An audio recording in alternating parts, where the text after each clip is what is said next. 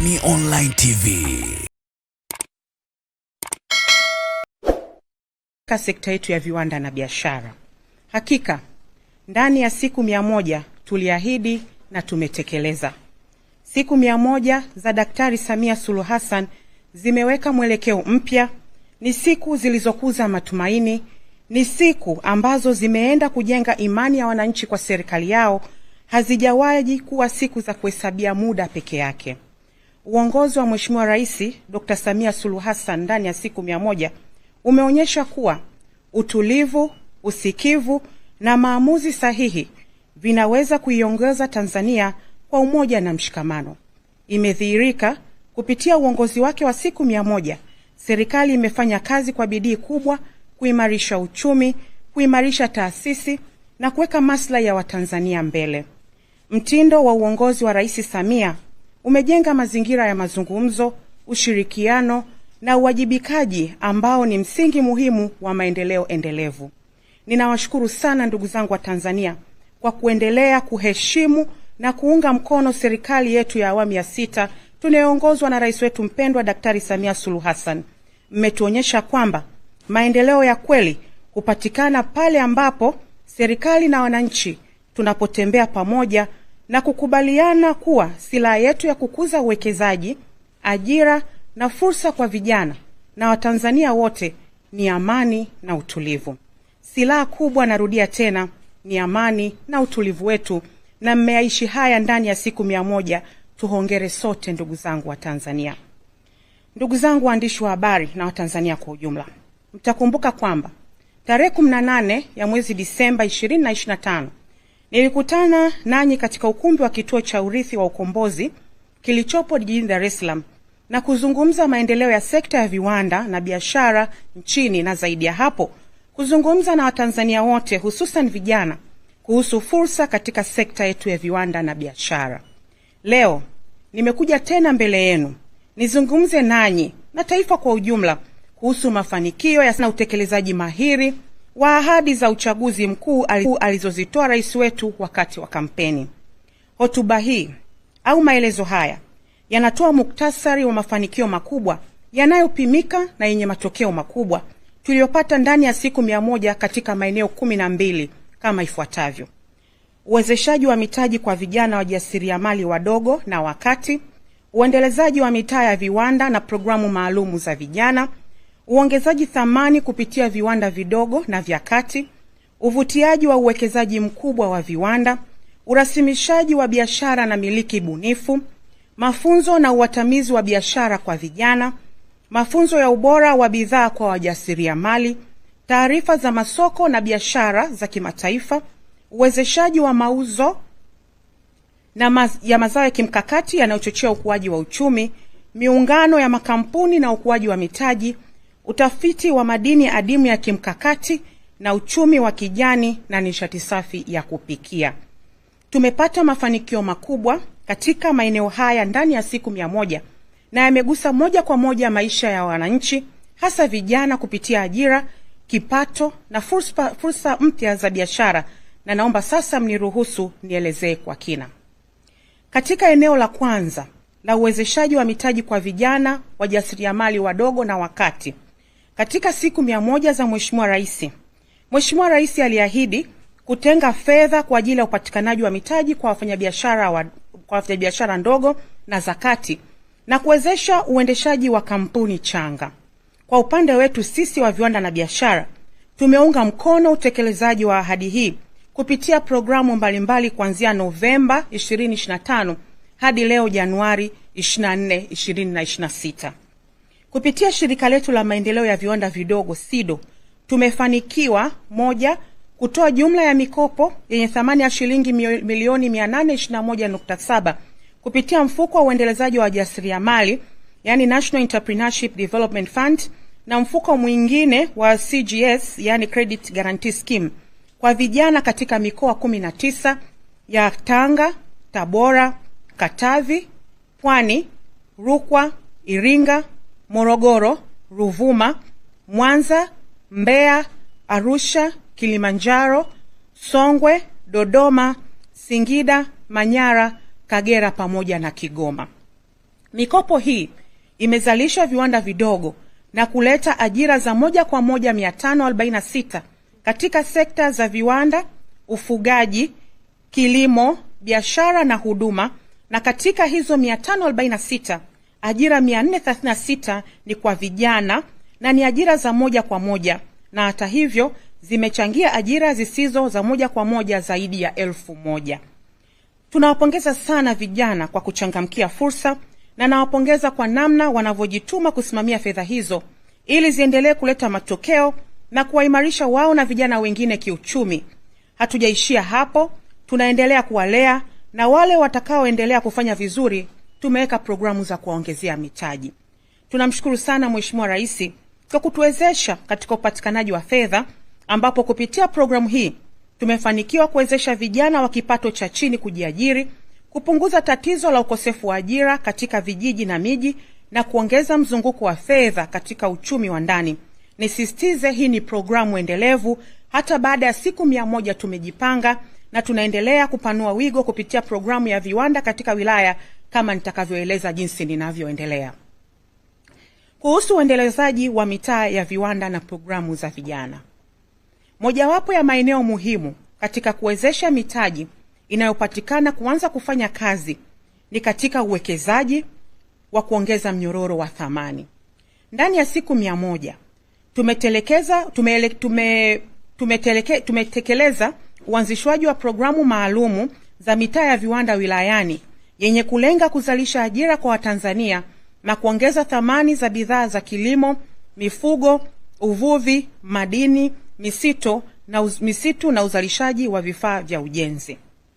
Ndani ya siku 100 tayari maeneo kwenye wilaya zote yameshaainishwa na tumeshakamilisha hatua zote za kuanzisha kongani na mitaa ya viwanda ambayo itajikita kwenye kuongeza thamani na kuchochea ajira kwa vijana na Watanzania kwa ujumla. Na kwa hatua ya mwanzo, mikoa 11 tumeshaanza hatua za kuanza ujenzi na ukarabati wa miundombinu, na unafanyika kwa awamu, na tayari mikoa 4 imekamilika. Mikoa 11 ya mwanzo ni pamoja na Manyara, eneo la Magugu, Babati vijijini, ambapo pale tunalenga kuongeza thamani kwenye zao la mpunga. Singida, Simsopa na Mtinko tunalenga kuongeza thamani kwenye bidhaa ya alizeti. Lakini Mbeya Rice Group, Mbeya mjini, zao ni la mpunga. Iringa, kongani ya misitu Kilolo, samani za mbao na mazao mengine ya misitu. Shinyanga, eneo la Zongomela, Kahama, ambapo kutakuwa na bidhaa za useremala na vyuma. Ruvuma, mazao ya kahawa, dagaa pamoja na mhogo. Morogoro, Kihonda, Morogoro mjini, bidhaa za useremala na vyuma. Kilimanjaro, Usangi Mwanga, bidhaa za ngozi. Dodoma, Kondoa, mafuta ya alizeti. Tabora, Sido Tabora, Tabora mjini, bidhaa za useremala na vyuma. Na Kigoma, Bitale Cluster, Kigoma mjini, zao la chikichi. Maeneo 4 tayari yalikuwepo chini ya Sido.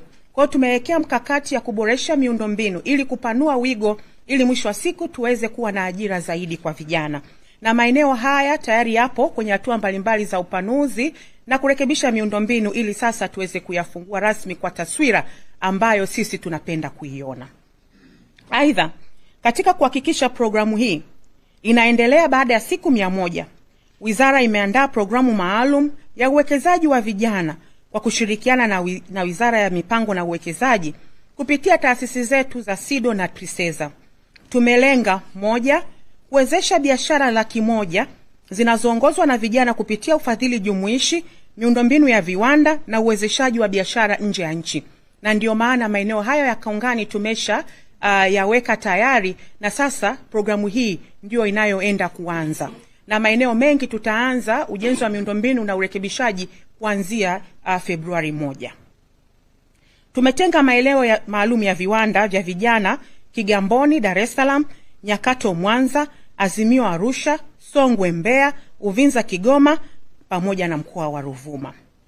Kutekeleza mpango maalum wa kukuza viwanda, ambapo pamoja na programu hii maalum kwa vijana tumeandaa mpango ambao utatuwezesha kuongeza viwanda 948 na kuzalisha ajira milioni 6.5 katika kipindi cha miaka 6 kuanzia 2025.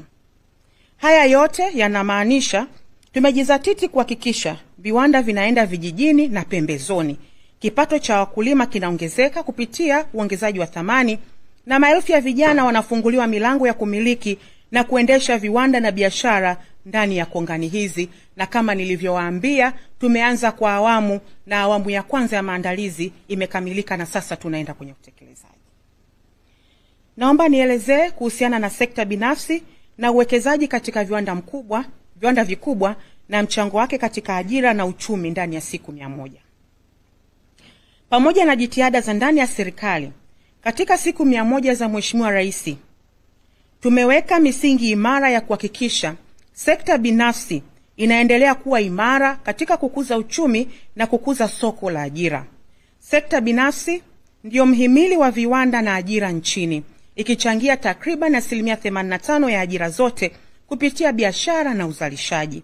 Ndani ya siku 100, tumeshirikiana kwa karibu kuwezesha viwanda vikubwa kutatua changamoto ili kuongeza uwekezaji, kuongeza thamani ya mazao, kupanua masoko ya ndani na nje, kuunda ajira nyingi zenye staha.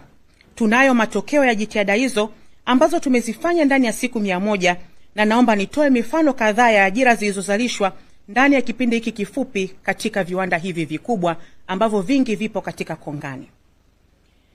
Kupitia uhamasishaji wa sekta binafsi, kongani ya Kilimanjaro, yani Kilimanjaro Industrial Park, yenye ukubwa zaidi ya ekari 300 iliyopo Kigamboni, Dar es Salaam, imeanza uzalishaji wa majaribio katika kiwanda cha mabati. Hivyo, kwa sasa, viwanda vinavyofanya kazi katika kongani hiyo vimefikia 3, viwanda vya awali vikiwa kile cha kuzalisha sharubati, yani juisi, maji, na kile cha kuzalisha kurunzi, yani tochi.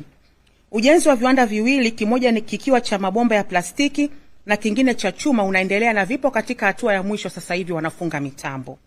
Katika kongani hiyo, vimeanzishwa pia viwanda vidogo vidogo, ikiwemo viwanda vya kuunganisha bidhaa mbalimbali za vifaa vya umeme. Kwa muda mfupi pekee, kongani hii imeshatoa ajira za moja kwa moja zipatazo 5,000, na kongani hii ikikamilika kutakuwa na viwanda 18 na kutoa ajira za moja kwa moja na zisizo za moja kwa moja takriban 30,000. Na hizi ni jitihada ambazo sisi serikali tumefanya na sekta binafsi, na wao wameongeza uwekezaji ndani ya siku 100, na sasa tumeona viwanda vimeanza kufanya kazi na ajira zimeongezeka. Katika siku 100, wizara kupitia shirika la taifa la maendeleo NDC tumefanikiwa kuvutia wawekezaji 3 wakubwa katika kongani ya viwanda ya Tamco. Na wawekezaji hao ni Hyundai Automobile Manufacturing, ambaye ameanza maandalizi ya kuanzisha kiwanda cha kuunganisha magari katika eneo lenye ukubwa wa mita za mraba 88,799.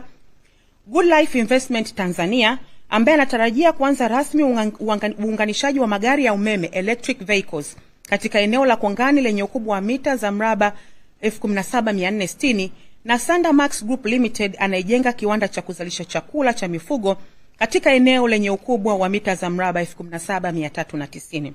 Viwanda hivi vinatarajia kuzalisha ajira za moja kwa moja na zisizo za moja kwa moja zaidi ya 1,000. Na kwa sababu wawekezaji hawa umewapata na hatua kubwa zinafanyika, basi ni mafanikio makubwa sana ambayo sisi tumeyapata ndani ya siku 100. Na tunaamini zikikamilika, basi tutaendelea kupata matokeo makubwa kwenye ukuaji wa uchumi na ajira kwa vijana wetu. Pamoja na ajira kupitia viwanda hivi vikubwa, ndani ya siku 100 tumechangia kukuza kilimo na kupunguza uagizaji wa bidhaa kutoka nje, na pia tumefanikiwa kupunguza maambukizi ya maradhi ikiwemo malaria, na hivyo kupunguza mzigo wa gharama kwa serikali.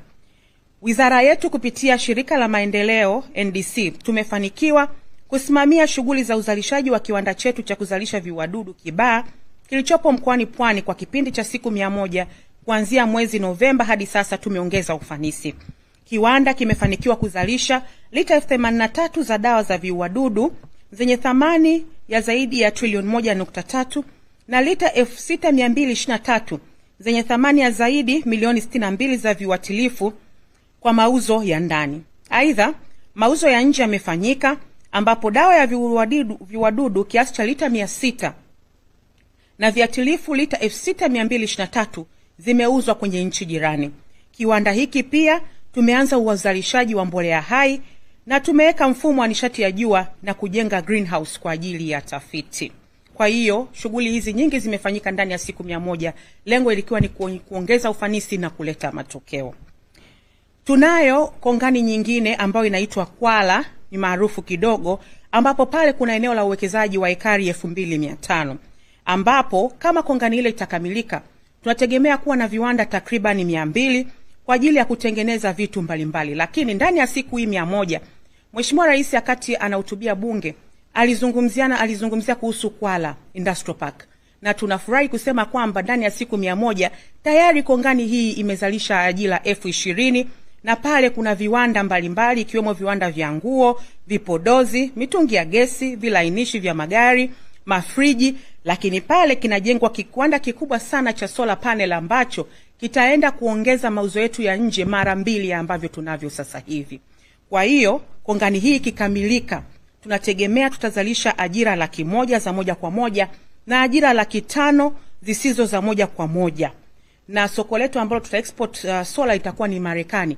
Kwa hiyo ile mauzo ya nje tulionao sasa hivi yataenda mara 2 kutokana na kiwanda kimoja tu ambacho kiko pale Kwala. Kwa hiyo ndani ya hizi siku 100 hakika tumepiga hatua kubwa sana. Tunazo kongani zingine ikiwemo Kamaka Modern Industrial Park Mlandizi, ambapo kuna shughuli za viwanda, lakini vile vile tunayo Goodwill na Benjamin Mkapa. Zote hizi zilikuwepo, lakini ndani ya siku 100 tumeshirikiana nao kwa karibu kuhakikisha wanaongeza uwekezaji na wanazalisha ajira mpya. Kwa hiyo sio tu kwa kongani mpya, hata zile ambazo zilizopo tayari tunaendelea kushirikiana vizuri na wawekezaji kuhakikisha wanaongeza uwekezaji na hivyo kuzalisha ajira nyingi kwa vijana wetu. Kwa hiyo kwenye eneo hilo la viwanda vikubwa nilisema ni muhimu niwape mfano wa namna ambavyo ndani ya siku 100 ajira nyingi zimezalishwa na sekta binafsi kwa jitihada kubwa na sera nzuri za uwekezaji ambazo zimejengwa na yeye mwenyewe Mheshimiwa Rais Dr. Samia Suluhu Hassan. Naomba sasa mniruhusu niendelee kwenye eneo lingine la uongezaji thamani kupitia viwanda vidogo na vya kati.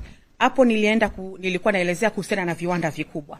Sasa naomba nizungumzie viwanda vidogo na vya kati. Katika siku 100 tumehakikisha tunaongeza tija kwenye viwanda vidogo na vya kati na kuongeza thamani ya mazao ya kilimo. Naomba niwape takwimu za viwanda vichache vya kati na vidogo tulivyoshiriki kuvikamilisha ndani ya siku 100. Wizara ya Viwanda kupitia taasisi yake ya TEMDO imekamilisha utengenezaji na usimikaji wa viwanda 3 vya kuongeza thamani ya mazao ya kilimo ambavyo vimeanza uzalishaji kibiashara, na inatarajia kukamilisha kiwanda kingine kimoja ambacho kitakamilika mwezi wa Februari 2025 na kuanza uzalishaji kibiashara. Viwanda hivi kwa pamoja vinatarajia kuanzisha ajira za moja kwa moja zaidi ya 300 na zisizo za moja kwa moja zaidi ya 700 na kuongeza thamani ya kilimo, na naomba niwape mfano wa viwanda hivyo. Kiwanda cha kwanza ni kiwanda cha kuzalisha kuni za nishati mbadala ambacho kipo katika halmashauri ya wilaya ya Nyang'hwale Geita, ambapo mitambo imeshasimikwa mwezi Disemba 2025 na inafanya kazi ya kutengeneza kuni mbadala na mkaa mbadala unaotokana na vumbi la mbao pamoja na kuni mbadala zinazotokana na mabaki ya mimea kama vile jatrofa, maganda ya karanga, pumba za mpunga na maganda ya kahawa, na mafanikio kwa kweli ni mazuri sana. Lakini kiwanda cha 3 ambacho naitaka niwape mfano kwenye viwanda hivi vidogo na vya kati ni kiwanda cha kitakachokuwa na uwezo wa kusafisha tani 4 za mafuta na kupata mafuta safi ya kula yaliyochujwa. Kiwanda hiki kitaajiri vijana zaidi ya 20 moja kwa moja na kutoa ajira 60 zisizo za moja kwa moja. Viwanda hivi ambavyo tumefanyia kazi ndani ya siku 100 ni vingi, na hivi nikasema niwape vichache mfano ili hata mkienda kwenye maeneo yenu ni viwanda ambavyo vinafanya kazi na vijana wameanza kunufaika na fursa za ajira zinazotokana na viwanda hivi vidogo na vya kati, na ndio jitihada ambazo sisi tunazifanya chini ya wizara kupitia taasisi yetu ya TEMDO. Kuhusiana na eneo lingine la urasimishaji wa biashara na miliki bunifu, kwa nyakati tofauti Mheshimiwa Rais amesisitiza kuboresha mazingira ya biashara kwa Watanzania kwa kufanya mageuzi ya kisheria na kikanuni ili kupunguza urasimu, gharama na vikwazo vinavyokwamisha wafanyabiashara. Amesisitiza programu za haraka na zenye tija kubwa za urasimishaji kwa sababu takwimu zinaonyesha kuwa kuna ongezeko la biashara zisizo rasmi mwaka baada ya mwaka. Kwa kutambua urasimishaji wa biashara ni mkakati wa heshima kwa wajasiriamali na si mzigo kwao. Hii ni njia ya kuibadilisha nguvu ya uchumi usio rasmi kuwa msingi wa ajira, mapato na ustawi wa taifa, na kuongezea wajasiriamali fursa zinazopatikana kwenye majukwaa rasmi ya biashara. Na katika siku 100 hizi, wizara kupitia wakala wa usajili wa leseni BRELA imeweka msukumo mkubwa katika urasimishaji wa biashara na ulinzi wa ubunifu. Lango la biashara yenye neema ni usajili, na hivyo ndani ya siku 100 tumepata matokeo makubwa sana kwenye eneo hili. Moja, tumefanikiwa kusajili makampuni mapya 4233 ambapo kati ya hayo 2915 ni ya vijana. 2, tumesajili majina ya biashara 7498 ambapo majina 4742 ni ya vijana. 3, tumefanikiwa kusajili alama za biashara na huduma 881 ambazo nyingi ni za vijana, lakini vile vile tumetoa leseni za viwanda 141, na kati ya viwanda hivyo 129 ni leseni zilizotolewa kwenye viwanda vya vijana. Lakini vile vile tumefanikiwa kutoa leseni za kundi A ambazo zinatolewa na BRELA 4907 ambapo zaidi ya 50% ni leseni zilizotolewa kwa ajili ya biashara za vijana. Mtakumbuka sisi Wizara ya Viwanda na Biashara kupitia BRELA tunatoa leseni zile za daraja A na daraja B zinatolewa kupitia halmashauri, lakini ili tuweze kuweka takwimu zetu vizuri na kuweza kuwa na ufuatiliaji wa biashara, basi tumekubaliana, tumeanza mkakati wa kuhakikisha tunatumia mfumo wa pamoja ili leseni zote zitolewe kwa pamoja, tuweze kufuatilia biashara, na masuala mengine tutakubaliana namna ya kuimarisha utendaji wake. Lakini ni swala lipo kwenye mkakati, lakini sisi wa viwanda na biashara ni ndoto yetu kuona leseni zote zinatolewa chini ya BRELA ili tuweze kuzifuatilia. Biashara yoyote inavyokuwa, inavyoanza, ni muhimu kuweza kuifuatilia kwamba inafanyaje kazi, na kama imekufa tupate takwimu, au kama inaenda haijarasimishwa basi tuiweke kwenye utaratibu ambao umerasimishwa. Itafanikiwa hivyo kama tutatumia mifumo hiyo. Kupitia kampeni za elimu kwa umma, vipindi vya redio na television, semina na maonyesho, idadi ya vijana na wananchi wanaorasimisha biashara zao hakika ndani ya siku 100 hizi imeongezeka kwa kasi sana. Tumeshuhudia matokeo: moja, vijana zaidi kumiliki biashara zilizosajiliwa, hivyo kuweza kupata mikopo, kushiriki zabuni za kuuza bidhaa ndani na nje ya nchi kwa majina yaliyorasimishwa, na kuongezeka kwa biashara rasmi kumeongeza ajira, mapato ya serikali na kuimarisha mazingira ya ushindani wa haki katika soko. Katika kuendeleza jitihada hizi, ndani ya siku 100 tumeshawasilisha kwa mwanasheria mkuu wa serikali mapendekezo ya maboresho ya sheria 4 ili kuboresha mazingira ya urasimishaji na ufanyaji wa biashara. Sheria hizi ni pamoja na sheria ya alama za biashara na huduma, sheria ya usajili wa hataza, sheria ya majina ya biashara na sheria ya makampuni. Katika kipindi hichi ambacho tunafungua fursa kwa Watanzania, tumeanza kuhakikisha na tutahakikisha kuwa sheria na taratibu hazitakuwa kikwazo katika kuboresha uchumi wa wananchi na Watanzania kwa ujumla. Naomba nielezee kuhusiana na eneo lingine ambalo tumelifanyia kazi ndani ya siku 100, na eneo lenyewe ni mafunzo kwa vijana na uwatamizi wa biashara. Wizara yetu ya Viwanda na Biashara kupitia chuo chetu cha elimu ya biashara CBE tumewekeza katika mitaji ya maarifa kwa vijana. Tumeanza kuweka mazingira ya kupanua uwezo wa kutoa mafunzo ya kibiashara na ujasiriamali, sio tu ya muda mrefu wa miaka 3 bali hata program za haraka za kufanya vijana waliohitimu waweze kuajirika kwenye soko lenye uhitaji. Tumeanza kufanyia kazi mitaala ili pale sekta binafsi wanapohitaji ujuzi, basi vijana hawa wakipewa ajira tuweze kuwapa mafunzo kwa muda mfupi kwa mahitaji ya kampuni, kiwanda au biashara husika. Vijana 1240 wamepatiwa mafunzo ya ujasiriamali katika kampasi za Mwanza pamoja na Mbeya. Pia vijana 228 Tumewasajili katika atamizi za biashara, na haya yamefanyika kuanzia Disemba 2025 hadi leo Januari 26. Tumeanzisha klabu 9 mbalimbali za ujasiriamali mashuleni, na vijana 215 wa shule za sekondari wamepata mafunzo ya ubunifu wa miradi midogo, kuendeleza mitaji na kuanzisha biashara ndogo. Ndani ya siku 100, programu ya atamizi za biashara Business Incubation imeanzishwa, ambapo vijana 278 wameshasajiliwa kama washiriki wa awali katika miradi ya tehama na utengenezaji wa bidhaa. Tunataka kuboresha kwamba sio mafunzo tu, bali tunaenda mpaka kuwatamia ili mwisho wa siku tuweze kuwaingiza kwenye soko. CBE pamoja na programu zilizozoeleka, sasa tumekubaliana tutaongeza tija na kuendana na soko, na hivyo tunalenga kufanya kazi na vyuo vingine pia ili kukidhi mahitaji ya haraka yanapohitajika kwenye biashara, hususan kwenye viwanda.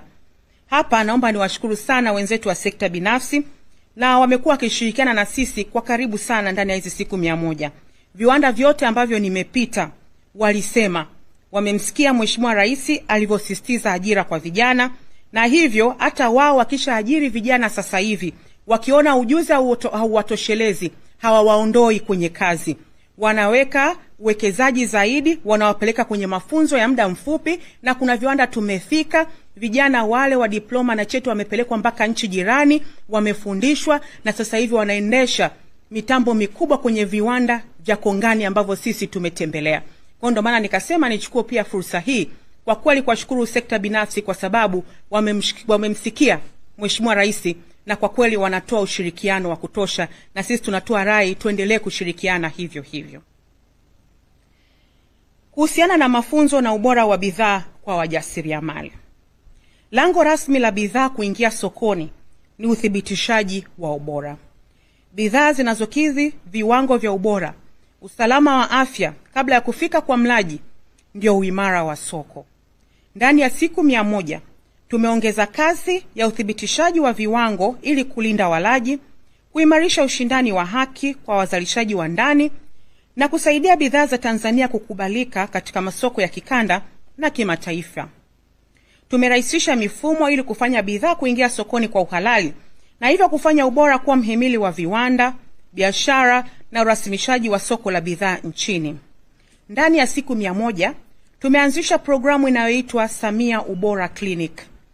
Katika kipindi hiki, kupitia shirika la viwango Tanzania TBS, tumetoa mafunzo bure kupitia programu hii bila gharama yoyote kwa wajasiriamali 1059 wanaowezeshwa kupitia SIDO, ambao kati ya hao wajasiriamali vijana walikuwa zaidi ya 371. Mafunzo haya yalitolewa katika maeneo ya utengenezaji wa bidhaa bora, uongezaji thamani, usimamizi wa biashara na masoko katika mikoa 15, yaani Dodoma, Iringa, Mwanza, Simiyu, Mara, Ruvuma, Arusha, Morogoro, Mwanza, Shinyanga, Geita, Pwani, Kagera, Kilimanjaro na Mtwara. Mafunzo yaliyotolewa yaliongeza ujuzi kwa washiriki na kwa vijana kwa ujumla. Ujuzi huo umesaidia wajasiriamali wadogo na wakati kuanzisha na kuendeleza biashara nchini. Baada ya kutoa mafunzo hayo, hatukuishia hapo. Kupitia programu yetu hii ya Samia Ubora Clinic, tulipima bure ubora wa sampuli 800 za bidhaa za wajasiriamali ambao walipata mafunzo katika maabara zetu ili kurahisisha bidhaa kuingia sokoni. Tumekubaliana mafunzo yataendana na upimaji wa ubora na kuhakikisha bidhaa inaingia sokoni, au kama ipo sokoni tayari tunaipa nembo ya ubora ili kuirasimisha. Tumekubaliana hatua ya mwanzo lazima iende hadi kuzalisha matokeo. Tukianza na mafunzo, tutamaliza na mitaji na nembo za ubora wa bidhaa ili biashara ziingie sokoni na zile zilizoko sokoni zikue. Na hii ndio vision yetu ya Samia Ubora Clinic ambayo tumeanza na tunaendelea. Tunataka tukianza kutoa mafunzo basi twende mpaka kuthibitisha ubora wa bidhaa husika, tumpe mitaji kupitia SIDO, na mwisho wa siku aweze kuingia kwenye soko la biashara. Ndani ya siku 100 tumetunuku alama za ubora zaidi ya bidhaa 192 za wajasiriamali kulipia gharama, bila kulipia gharama vile vile za ukaguzi na upimaji. Hii imewezesha bidhaa za wajasiriamali kufikia masoko ya ndani ya kikanda na kimataifa, kuongeza bei wanayopata, kipato cha kaya na ajira katika mnyororo ya thamani ya uzalishaji na masoko. Ili kufikisha huduma zaidi, tumeanza ujenzi wa ofisi 3 za kanda: Arusha, Dodoma ambapo imeshafikia zaidi ya 90%, pamoja na Mwanza ambao ipo zaidi ya 66%. Ofisi hizi zitakuwa zina maabara mbalimbali zinazotoa huduma kiasi cha kwamba ili uweze kupima sampuli yako hauitahitaji tena kuja Dar es Salaam. Ndio maana tumeanza kuweka ofisi hizi za kanda. Mheshimiwa Rais mara kadhaa kupitia nishati safi ya kupikia ametueleza juu ya umuhimu wa ubora kwenye vifaa vinavyotumika majumbani. Kupitia TIRDO na TBS, sasa tuna maabara za matumizi yenye tija ya nishati kwa vifaa vya majumbani, yani Energy Efficiency Laboratories. Tumeweka maabara maalum kuhakikisha vifaa vyote vitakavyoingizwa nchini vitakuwa na matumizi madogo ya umeme, iwe ni mafriji, majiko, taa na vifaa vyote vya majumbani. Tumejidhatiti kuhakikisha tunawasaidia Watanzania ili vifaa vya majumbani viwe na umahiri wa huduma na kupunguza gharama, ili fedha wanazookoa kwenye matumizi wakawekeze kwenye shughuli za kiuchumi. Na pale TBS tuna maabara nzuri sana ya energy efficiency, hata TIRDO pia ipo, na sasa tunajipanga kupanua wigo ili kuhakikisha bidhaa zote zinazoingia kwa matumizi ya nyumbani lazima Mtanzania atumie kwa umeme mdogo na ili kuokoa gharama. Kuhusiana na taarifa za masoko na biashara za kimataifa, Wizara kupitia TanTrade imeimarisha miundombinu ya taarifa za masoko na biashara. Mkumbuke tunavyofanya hivi vyote ndivyo ambavyo tunakuza uchumi na kuongeza ajira kwa watu wetu. Ndani ya siku 100 tumehakikisha tunaongeza kasi ya ufikiwaji wa masoko, na kupitia platform zetu za Tanzania Trade Portal tumehakikisha tunaongeza watumiaji zaidi, na kwenye kipindi cha siku 100 tumefikia watumiaji 26,314 waliopata taarifa za taratibu za kusafirisha na kuingiza bidhaa, yani exports pamoja na imports. Lakini vile vile tumeimarisha mifumo yetu mingine ikiwemo TanTrade biashara app, ambapo umefikisha taarifa za bei na masoko ya bidhaa kwa wafanyabiashara zaidi ya 5,000 ndani ya siku 100. Lakini vile vile tumeendelea kuweka jitihada kwenye nembo ya taifa ya Made in Tanzania, ambapo ndani ya siku 100 tumesajili bidhaa kutoka makampuni 8 na huku kanzidata ya kampuni 698 ikiratibiwa ili kuimarisha ushiriki wao kwenye masoko.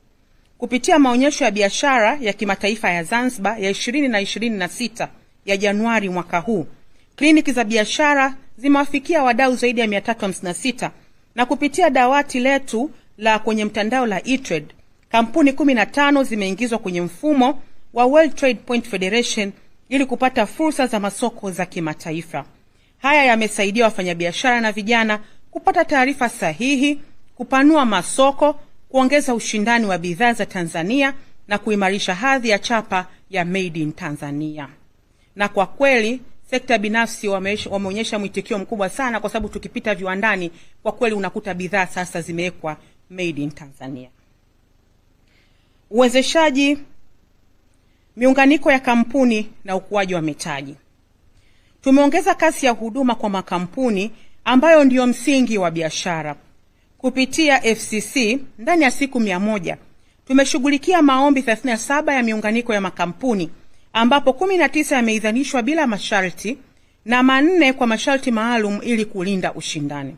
Miongoni mwao ni ununuzi wa 65% ya hisa za hospitali ya Regency pamoja na Tasaka Hospital Limited uliosaidia kuongeza mtaji na kupanua huduma za afya. Hayo yote yanaimarisha mitaji na teknolojia, kuongeza ajira na kuhakikisha masoko yanabaki kuwa na ushindani wenye manufaa kwa walaji. Utafiti ni sehemu muhimu sana ya kukuza biashara na uchumi na uendelevu wa viwanda. Kwa hiyo ndani ya siku 100 tumeendelea kuweka jitihada kwenye tafiti mbalimbali, na hapa leo naomba nizungumze kuhusiana na utafiti wa madini adimu na ya kimkakati. Wizara kupitia taasisi yetu ya utafiti wa viwanda TIRDO tumechukua hatua muhimu ndani ya siku 100 hizi katika kujenga msingi wa uchumi wa viwanda wa kimkakati unaotumia rasilimali za ndani zenye thamani ya juu. Moja, tumeainisha maeneo yenye madini muhimu ya kimkakati, yani critical minerals nchini, ikiwemo yale yanayohitajika katika viwanda vya teknolojia, nishati jadidifu na magari ya umeme. Tumeanza utafiti wa kina wa madini muhimu katika wilaya ya Kyerwa mkoa wa Kagera na wilaya ya Ikungi mkoa wa Singida. Tumefanya kazi ya uhamasishaji na ushirikishaji wa jamii katika maeneo husika kuhusu uchimbaji salama, ulinzi na mazingira, afya na fursa za biashara ndogo zinazotokana na shughuli za utafiti na uchimbaji. Tumefuata mafanikio makubwa ikiwemo kuchochea biashara ndogo ndogo kama huduma za malazi, chakula na usafiri katika maeneo ya utafiti. Tumeweza kufanya uhamasishaji wa maarifa na ujuzi kwa wananchi kuhusu matumizi salama na yenye tija ya rasilimali madini, na mwisho tumeweza kuweka msingi wa kuvutia uwekezaji mkubwa katika uchimbaji na uongezaji thamani wa madini haya ndani ya nchi, jambo linaloongeza ajira, kipato na mapato ya serikali sambamba na kulinda maslahi ya taifa katika minyororo ya thamani ya kimataifa ya madini adimu.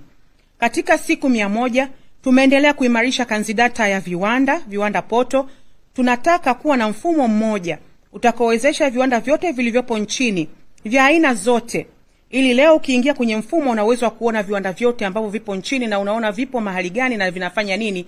Na kanzidata hii kwa kweli hadi sasa hivi tumeweza kufikisha viwanda 19. Lengo letu ni kuhakikisha tunao mfumo wa pamoja unaoonyesha viwanda vyote, na kwa kweli tumeanza kulifanyia kazi kwa ufanisi zaidi ndani ya siku hizi 100. Ninapoelekea kuhitimisha, naomba nizungumzie kuhusiana na uchumi wa kijani na nishati safi. Kwa ufupi, ajenda ya nishati safi inawezekana mkaiona ipo katika wizara nyingine, lakini ni ajenda yetu sote, kwa sababu ni ajenda ya yeye mwenyewe Mheshimiwa Rais Daktari Samia Suluhu Hassan. Na sisi chini ya wizara yetu katika kukuza uchumi wa kijani na kulinda mazingira kupitia TIRDO tumewezesha kuanzishwa kwa viwanda vya kuzalisha mkaa mbadala na kutoa mafunzo kwa vijana na akina mama na kuleta ajira, kuongeza kipato, kuboresha afya kutokana na nishati safi na kupunguza ukataji wa miti. Na mtakumbuka nilieleza pale juu wakati naeleza kupitia viwanda vidogo na vya kati. Lakini vile vile tumeanzisha mradi wa shamba la mpira Kalunga mkoani Morogoro unaosimamiwa na NDC. Umezalisha miche 166 ya mpira, miti 19990 imepandwa katika ekari 100 na ajira 150 za moja kwa moja zimepatikana. Miti hii inasaidia kufyonza hewa ukaa na kupambana na mabadiliko ya tabia nchi. Miradi hii yote inaunganisha ajira, kipato huko vijijini na uhifadhi wa mazingira, na tumehakikisha ndani ya wizara yetu basi tunaendelea kuwa na programu ambazo zinaunga mkono ajenda ya nishati safi na utunzaji wa mazingira ya yeye mwenyewe Mheshimiwa Rais Daktari Samia Suluhu Hassan. Ninapohitimisha, ndugu zangu waandishi wa habari na Watanzania wenzangu hususan vijana, naomba sasa nitoe kwa ufupi summary ya mambo makuu ambayo nimeeleza hapo juu, ambayo sisi yamekuwa ni mafanikio yetu ndani ya siku 100. La kwanza, mikopo 193 yenye thamani ya shilingi milioni 820 imetolewa na kuzalisha ajira za moja kwa moja 546. Ndani ya siku 100. Ndani ya siku 100 tumeweka jitihada zote za kulinda wafanyabiashara wa ndani, na sasa hata nyie mnafahamu kampuni yoyote inayopeleka bidhaa nje ya nchi kwenye masoko ya nje na waliosajiliwa TISEZA, kampuni za wazawa, tumeondolea kodi ya ongezeko la thamani kama wanauza nje ya Jumuiya ya Afrika Mashariki, na hii inaenda kwa kipindi cha miaka 10. Hakika ni faida kubwa kwa familia za wafanyabiashara wetu, kwa uchumi wa taifa letu na wananchi wote wa ujumla, na ndivyo ambavyo tumefanya ndani ya siku 100 kwa ajili ya kulinda wafanyabiashara wetu. Ndani ya siku 100 tumekubaliana lengo la kukuza mauzo ya nje ni kuongezeka kutoka 17.8 tulionao sasa hivi hadi 26.1 itakapofika 2030, ambapo kila mwaka tunategemea kuwa na ukuaji wa 8.5. 4. Tumeanza hatua za kuweka mfuko wa maendeleo ya viwanda. Itakuwa ni dirisha maalum la mikopo ya viwanda lenye riba nafuu. Itakuwa ni mikopo ya mashine ili kukuza viwanda kwa haraka. Lengo ni unafuu wa riba ili kurahisisha ushindani wa wafanyabiashara wetu na nchi jirani. 5. Tumesajili makampuni 4231, majina ya biashara 7498 na leseni za viwanda za vijana 141 na leseni za biashara kundi A 4907. Mitaa ya viwanda na kongani zimezalisha jumla ya ajira 1026, ikiwemo ajira zilizozalishwa na programu zilizopo chini ya wizara yetu. Zaidi ya vijana 1200 wamepata mafunzo ya ujasiriamali na kuingizwa kwenye programu za uatamizi wa biashara. Wafanyabiashara 1026 wamepata taarifa za masoko kupitia mifumo ya kidijitali kupitia taasisi zetu za TanTrade na nyinginezo. Viwanda vipya zaidi ya 7 vilivyopo chini vinavyoratibiwa chini ya taasisi zilizopo chini ya sekta yetu ya wizara yetu ya viwanda na biashara, vya nishati mbadala, uchakataji wa mazao, dawa na mbolewa vimewekwa kwenye mstari wa uzalishaji. Wakulima wa korosho ambao sisi tunafanya kupitia taasisi yetu WRB wameingiza zaidi ya shilingi trilioni moja kwa moja kupitia mfuko wa stakabadhi ya ghala, ambao nyewe mnafahamu stakabadhi ya ghala ipo chini ya wizara yetu kupitia taasisi yetu ya stakabadhi ya ghala inayoitwa WRRB. Miradi mingine inayounga mkono programu ya Rais ya nishati safi ya kupikia imeendelea kuwekwa kuhakikisha tunaimarisha msingi wa uchumi wa kijani na uchumi wa kimkakati.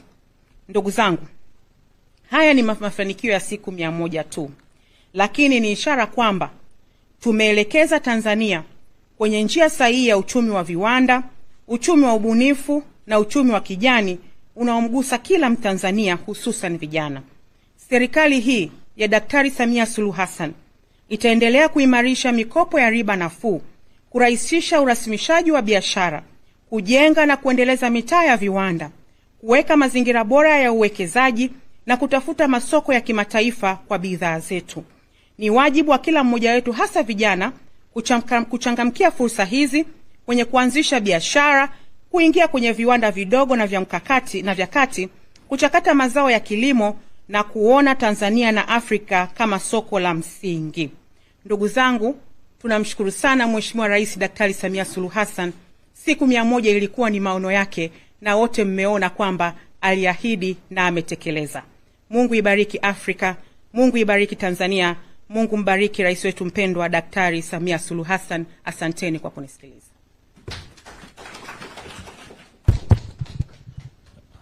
Asante sana Mheshimiwa Waziri, na sasa basi naomba ubaki hapo hapo ili tuweze kupata maswali mawili matatu kwa ajili ya ufafanuzi. Tafadhali, kama kuna maswali naomba uende moja kwa moja kwenye swali. Mheshimiwa Waziri ameshatoa maelezo ya kutosha. Kama una swali, uliza moja kwa moja swali. Sawa. Mheshimiwa Waziri, nakushukuru sana. Mimi naitwa Mukhtari Ngoma, ni kaimu mhariri wa shirika la utangazaji Zanzibar ZBC ofisi ya Dodoma. Nakushukuru kwa presentation nzuri, na mimi naomba niende moja kwa moja lakini kwa marejeleo ya ripoti ya BOT kuhusu mwenendo wa biashara kati ya Tanzania na mataifa jirani. Nimeona kwanza treni yetu ni nzuri, tunauza sana. Lakini hata hivyo pia tunanunua. Na nikitazama hasa Kenya ndio tunawauzia sana, lakini kama tunabadilishana fedha hivi. Mkakati upi wa Wizara ya Biashara na Viwanda kuhakikisha tunauza zaidi kuliko kununua?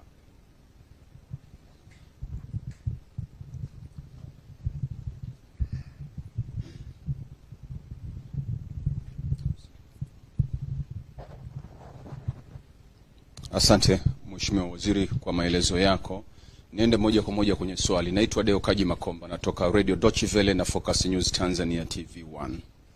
Umezungumza mipango madhubuti kabisa, na ndani ya siku 100 inaonekana kabisa kwamba Tanzania ina malengo fulani.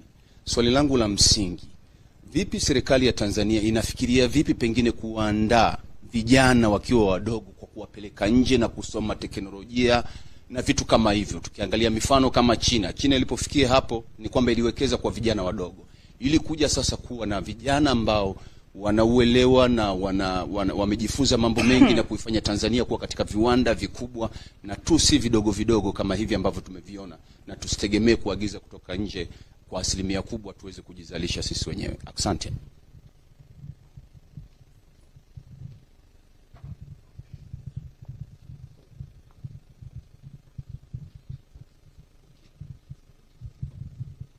Mheshimiwa Waziri, naitwa Ramadhani Hassani na natokea Mtanzania Digital. Mheshimiwa Rais akiwa pale Kawe kuna baadhi ya vitu aliviahidi lakini sijasikia wewe vizungumze hapo. Nataka kujua kuhusiana na moja ya ahadi aliyoahidi ni utekelezaji wa bilioni 200 kwa vijana. Kuwezesha upatikanaji wa mitaji. Sijasikia ulizungumzia hapo. Lakini kingine ni program za mitaa ya viwanda kwa kila wilaya. Na lenyewe sijasikia ulizungumzia. Cha tatu ni urasimishaji bodaboda mamalishe kuingia katika mfumo rasmi.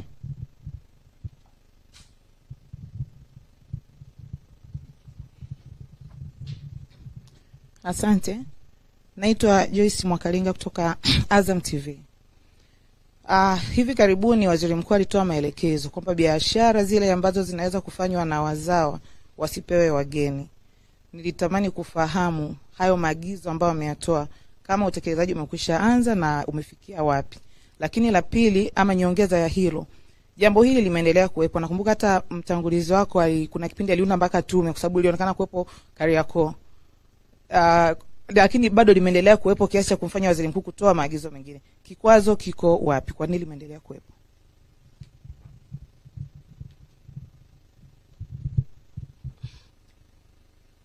Mimi naitwa Amida Ramazani, naandikia Matukio Daima. Mimi ningependa kufahamu ni changamoto zipi bado ambazo zinahitaji hatua za haraka katika kuhakikisha malengo ya serikali yanafikiwa. Lakini pia ningependa kufahamu katika siku 100 za Rais Samia ni viwanda vingapi vimeanzishwa na ajira ngapi zimepatikana?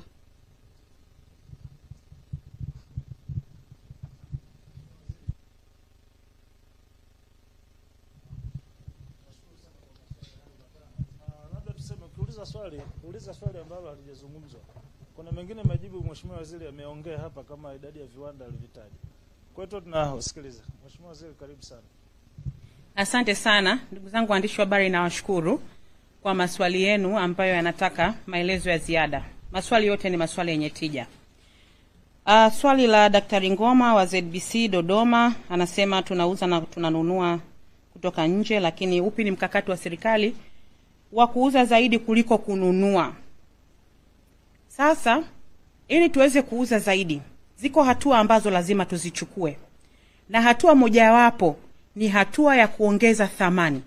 Ili tunapouza tusiuze malighafi, bali tuuze bidhaa ambazo zimeongezwa thamani. Na ndiyo maana Mheshimiwa Rais alikuwa na maono ya kuweka mitaa ya viwanda kwenye kila wilaya. Na mitaa ile, ndugu zangu waandishi wa habari, tunaenda kuongeza thamani ya mazao kulingana na mazao yaliyopo kwenye wilaya husika. Lengo letu tunataka mazao yakitoka huko yasitoke kama malighafi. Tunataka yatoke kama bidhaa zilizoongezewa thamani. Kwa sababu kwanza utaongeza bei yake ukitoa nje, lakini vile vile utaongeza usafirishaji kwa sababu unaposafirisha bidhaa ambazo zimeongezwa thamani zinakuwa nyingi zaidi kuliko unavyosafirisha malighafi. Kwa hiyo hatua ya awali ni kuhakikisha tunaimarisha uwepo na uendelevu wa viwanda ili tuweze kushindana na tuwe tuna bidhaa nyingi pale ambapo tunafanya mauzo ya nje. Lakini la pili, tunao mkakati ambao tunataka kujitosheleza kwenye baadhi ya mahitaji ili kuongeza export zetu. Na ndio maana nilisema kuna viwanda ambavyo hata sisi mahitaji yetu ya ndani sio makubwa, lakini bado tunawashawishi wawekezaji waje kuwekeza ili tuweze kuuza nje. Kwa mfano nimewaambia kwenye kongani ya Kwala solar panel zinazalishwa pale kwa ajili ya soko ya Marekani na tunaenda kudouble export yetu mara 2. Lakini vile vile pale Mkuranga kuna kiwanda cha float glass, zile glass ambazo zinatumika kama urembo. Sisi soko letu la ndani ni kidogo sana, zaidi ya 70% ipo kwa ajili ya export. Kwa hiyo hata sisi wenyewe kama serikali ndio maana tunaweka vivutio kupitia TISEZA na Wizara ya Rais Mipango na Uwekezaji ili kuhakikisha pamoja na kwamba tuna mahitaji ya ndani, hata kwa bidhaa ambazo ndani hatuna mahitaji makubwa, basi viwanda vinakuja tunawekeza na tunaongeza mauzo ya nje. Kwa hiyo hatua mbalimbali zipo Kwenye wazawa ndio hiyo kuwekeza kwenye viwanda kwa ajili ya kuongeza thamani, lakini kwenye viwanda mikubwa na wawekezaji wengine wa ndani ya nje, basi mikakati na kuwa na viwanda vingi vya kujitosheleza ndani, na hata vile ambavyo hatuna mahitaji ya ndani, basi tuzalishe kwa ajili ya soko la nje. Ndugu yangu wa Deutsche Welle ameuliza tunafikiri vipi kuandaa vijana toka wakiwa wadogo ili kuleta tija na kuwa na viwanda vikubwa, kuwekeza zaidi, na ili tuondoke tu kwenye hii dhana ya kuwa na viwanda vidogo vidogo peke yake. Mikakati ipo. Ndio maana mnakumbuka tulianzisha mchakato hapa wa kuboresha hata curriculum yetu kupitia Wizara ya Elimu, na ndio imeanza utekelezaji. Kwa nini? Kwa sababu tulijitathmini tukagundua liko ombwe kwenye vijana ambao tunawaandaa katika kushindana kwenye soko. Kwa hiyo kwanza tumefanyia kazi sera zetu na mifumo yetu ya elimu, lakini vile vile tunazo programu mbalimbali ambazo zinaandaa vijana. Wote mnafahamu kuhusiana na Samia Scholarship, programu za sayansi, lakini vile vile kupitia dira yetu ya 2050 tunayo mikakati mbalimbali ya kuhakikisha tunazalisha vijana ambao wataendana na soko la uchumi na soko la ajira kufikia 2050. Kwa hiyo mikakati ipo, tunayo, na ndo tunaenda sasa hivi mwezi wa 7 kwenye mpango wa kwanza wa miaka 5 wa utekelezaji wa dira ya 2050. Kwa hiyo mipango tunayo mizuri, mikakati ipo vizuri, na uhakika tutafika kupitia dira yetu ya 2050. Ndugu yangu Ramadhani kutoka Mtanzania Digital amesema bilioni 200 za vijana, lakini nimezizungumza namna ambavyo tumefanya kupitia wizara yetu ya viwanda na biashara. Hili ni swala ambalo ni kubwa, mtaendelea kuwasikiliza mawaziri mbalimbali wanapokuja kuona ni kwa namna gani tumelifanyia kazi. Leo tumekuja hapa kuzungumza ni kwa namna gani tumehakikisha tumelifanyia kazi kupitia wizara yetu ya viwanda na biashara. Lakini vile vile umezungumzia urasimishaji, nimezungumzia kuhusiana na programu za urasimishaji, mamalishe bodaboda, na uhakika mwenzangu Mheshimiwa Gwajima akija kesho atawaelezea vizuri zaidi kwa sababu wapo kwake. Lakini pamoja wako kwake, sisi tunapofanya urasimishaji kupitia BRELA uwaga hatubagui. Lakini kwa sababu hata mafungu ya mikopo na programu zao zipo katika portfolio yake, basi na uhakika ataizungumzia vizuri hapo kesho. Programu ya mitaa viwanda pia nimeizungumzia. Mwakalinga kutoka Azam amesema, dadangu amesema pale PM alishasema biashara za wazawa wasipewa wageni. Ni kweli, utekelezaji umeanza na umefikia wapi? Vikwazo viko wapi? Mwaka jana 2025 mwezi Julai tulikuja na kanuni za kulinda biashara kwa ajili ya wazawa. Kanuni ambazo zilikuwa ni maelekezo ya yeye mwenyewe Mheshimiwa Rais kuhakikisha wageni hawafanyi biashara ambazo zinaweza kufanywa na wazawa. Na ni kweli kwa kiasi kikubwa sana. Sisi Wizara ya Viwanda na Biashara tunatoa leseni kupitia BRELA. BRELA amekuwa makini sana. Leseni zote ambazo zinahusisha biashara ambazo zinaweza kufanywa na wazawa, ambazo hazitakiwi kufanywa na wageni, hazitolewi kabisa. Inawezekana zimebaki chache ambazo tayari zilikuwa zimetolewa kabla ya zuio, kwa hiyo ni lazima zibakie mpaka pale zuio mpaka pale leseni itakapoisha. Lakini itakapoisha, BRELA yuko makini sana na hizo leseni sisi hatuziuishi tena kwa sababu tunafanya kwa kadri ya sheria. Lakini sasa naitangulia kwa kuambia, sisi kupitia BRELA tunatoa leseni zile za daraja A. Daraja B zinatolewa kupitia halmashauri. Kwa hiyo inawezekana pia kule kwa halmashauri, namshukuru sana Profesa Shemdoe, tumeongea na tumekubaliana kuweka mkazo kuhakikisha hata kwa wenzetu kule wa TAMISEMI hazitolewi leseni za biashara ambazo zimezuiwa, ambazo hazitakiwi kufanywa na wageni. Na sisi tumekuwa makini sana. Hata kupitia BRELA wiki 2 hazijapita tumefanya tena tumetembea tena kwa mfano Kariakoo. Na yale mapungufu ambayo tumeyaona tumewaambia TAMISEMI, lakini kwa upande wetu sisi tuko vizuri. TAMISEMI wameonyesha ushirikiano, na hata zile leseni chache ambazo inaonekana zilitolewa baada ya zuio tumeshazifanyia kazi na tumezitoa. Kwa hiyo tulitoa zuio lakini hatujaliacha. Kupitia BRELA na kamati maalum tunafanya screening kila baada ya muda kuhakikisha yale maelekezo ya Mheshimiwa Rais yanafanyiwa kazi. Na niwaambie ndugu zangu, sisi kama Wizara ya Viwanda na Biashara ambao tunasimamia kanuni zile, tutaendelea kuhakikisha tunalinda biashara za Watanzania. La mwisho, Hamida anatokea Matukio Daima anasema changamoto zipi zinahitaji hatua za haraka ili kufikia malengo ya serikali? lakini vile vile katika siku za Samia viwanda vingapi na ajira ngapi, nadhani hili nililisemea. Changamoto ambazo zinahitaji hatua za haraka, changamoto zipo. Ili tuweze kufanya uendelevu wa viwanda, lazima tuwekeze kwenye miundombinu. Kwa hiyo kwenye kuwekeza miundombinu tunashirikiana na sekta nyingine ndani ya serikali. Kwa hiyo jambo kubwa ambalo Mheshimiwa Rais amekuwa akitusisitiza ni uratibu, kuhakikisha hatukwamishi wawekezaji. Kwa hiyo changamoto ilikuwepo, lakini kwa kipindi hiki kupitia wenzetu wa TISEZA na sisi, kwa kweli imefanyiwa kazi kwa kiasi kikubwa sana. Kwa kipindi hiki tunahakikisha kila zinapotokea changamoto kwenye uwekezaji, kwenye biashara, kwenye viwanda, basi tunazifanyia kazi kwa haraka, na mara nyingine hatusubiri changamoto zitokee. Pale tunapoona viashiria, basi tunachukua hatua kuzuia kabla hazijatokea. Asanteni sana, natumai nimemaliza kujibu maswali.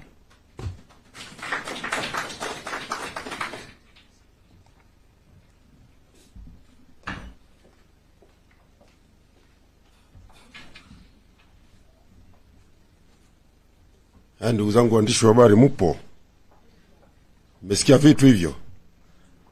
Hizo ndio siku 100 za Mheshimiwa Dr. Samia Suluhu Hassan kupitia Wizara ya Viwanda na Biashara. Tunakushukuru sana Mheshimiwa Waziri, Mheshimiwa Judith Kapinga, kazi nzuri. Sisi vijana wenzako tukiona unachangamka namna hii, tunajua unatengeneza njia na sisi wengine tusogee kidogo.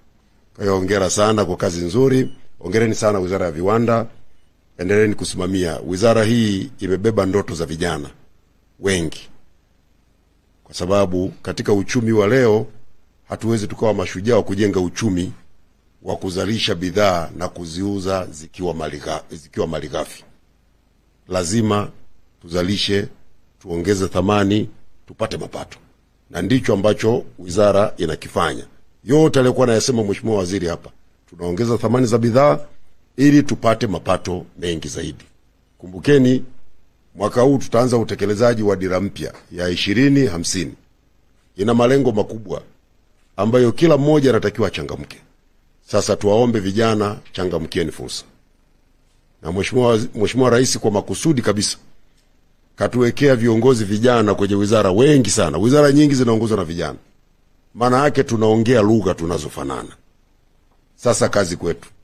Kipa hayuko golini, kazi kwetu kufanyeje? Kufunga. Kipa kafanyeje? Katoka. Sisi tufunge, mambo yaende. Na kama alivyosema Mheshimiwa Waziri, tuhakikishe tunasimamia amani yetu na utulivu wetu. Kwa sababu haya mambo mazuri yote ambayo yamefanyika ndani ya siku 100 ni kwa sababu nchi yetu imetulia. Tungekuwa kwenye heka hapa, hakuna hata kiwanda kimoja tungekifungua. Hakuna hata ajira moja ya kijana ingepatikana. Hakuna hata bidhaa moja tungeongeza mauzo nje ya nchi. Kwa hiyo tuendelee kuchangamkia fursa. Sasa ndugu zangu, kesho tutaendelea na mikutano yetu. Kesho tutakuwa na waziri wa maendeleo ya jamii, jinsia, wanawake na makundi maalum, Mheshimiwa Dorothy Gwajima. Naomba tuendelee kufuatilia kujua ahadi zimetekelezwaje. Naomba kuchukua nafasi hii pia kuishukuru ofisi ya Waziri Mkuu ambayo inashirikiana nasi katika uratibu wa mikutano hii ya waheshimiwa mawaziri ambayo inaanza sasa mpaka tarehe 6 na itahitimishwa na Waziri Mkuu wa Jamhuri ya Muungano wa Tanzania, Mheshimiwa Mwigulu Lameck Nchemba. Baada ya kusema hayo, asanteni sana, tunawatakia kila la heri. Gilly Bonny Online TV.